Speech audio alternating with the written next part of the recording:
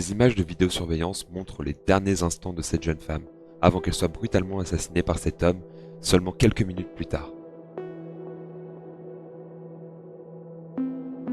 Grace venait tout juste d'être diplômée. Elle avait économisé des années pour réaliser le voyage de ses rêves.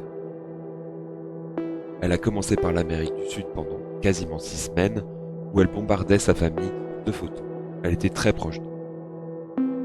En novembre 2018, elle arrive à Auckland, en Nouvelle-Zélande.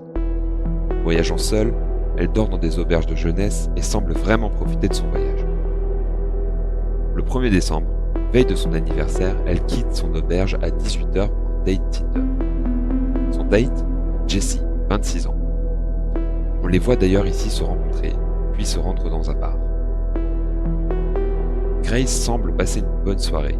Elle écrit même à une amie. Tout va bien. Vers 21h30, il décide de se rendre à l'hôtel de Jessie. Ces images sont les dernières où on voit Grace en vie.